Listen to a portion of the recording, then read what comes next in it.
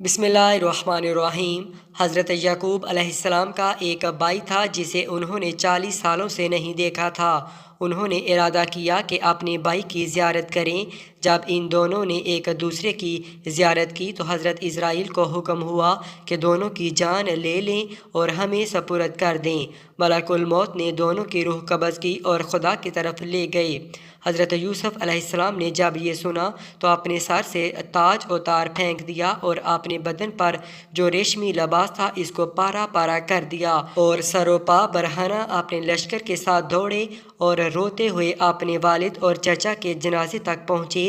جب ان دونوں کو دیکھا تو غم اور حسرت کی وجہ سے رونے لگے۔ سر اٹھایا اور روتے ہوئے حسرت سے آسمان کی طرف دیکھا۔ یکا یک آسمان کے دروازے کھلے اور انبیاء کی روحیں اور فرشتے ان کی روح کے استقبال کے لیے آئے، اور حضرت یوسف علیہ السلام نے عالم ارواح کو دیکھا جو نور سے مزین تھی۔ فرشتوں نے نثار رحمت کو ہاتھوں میں لیا اور ان کو یعنی حضرت یعقوب علیہ السلام اور ان کے بھائی کو دنیا سے لے لیا اور غسل دیا۔ ان دونوں کو بیت المقدس میں ایک قبرستان میں دفن کیا۔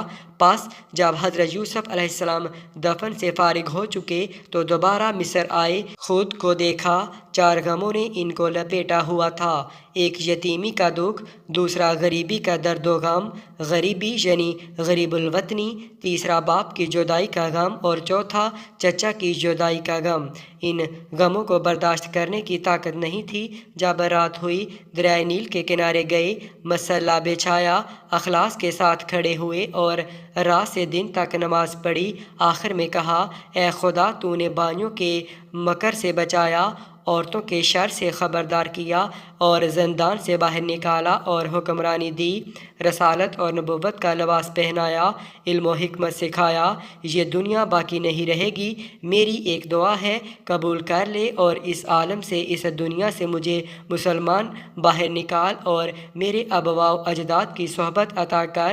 جبرائیل آئے اور کہا، اے یوسف، خداوند متعال نے آپ کو سلام بھیجا ہے اور کہتا ہے تمہارے والد اور چچا کی عمر ختم ہو گئی تھی۔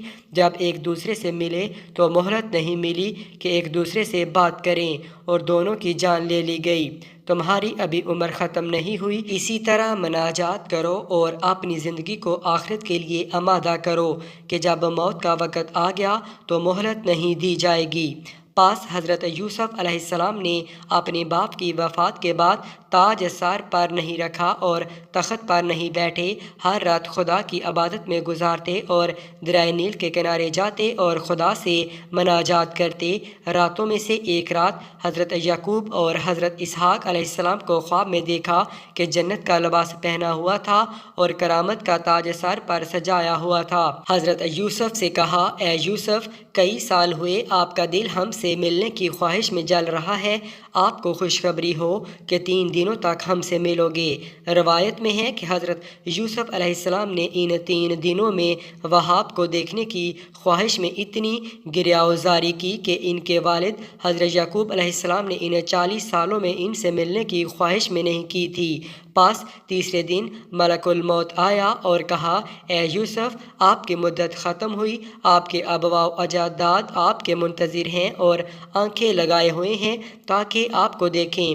پس حضرت یوسف علیہ السلام نے سر تسلیم خم کیا اور ملک الموت نے ان کی جان لی۔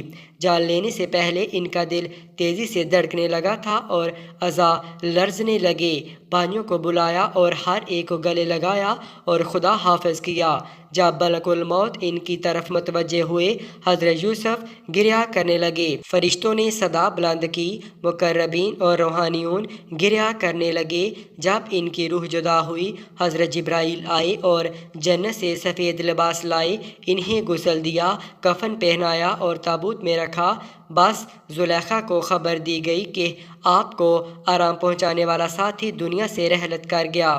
زلیخا نے جب یہ سنا، حضرت یوسف کی طرف متوجہ ہوئیں اور گریہ کرنے لگی۔ جب تابوت تک پہنچی، تابوت کو لیا اور کہا، اے یوسف، یہ تم ہو جو اتنی جلدی مجھ سے دور ہو گئے ہو؟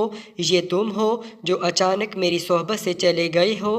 اپنا سر تابوت سے مارا اور بے ہوش ہو گئیں۔ 3 دن اور رات بے ہوش رہیں۔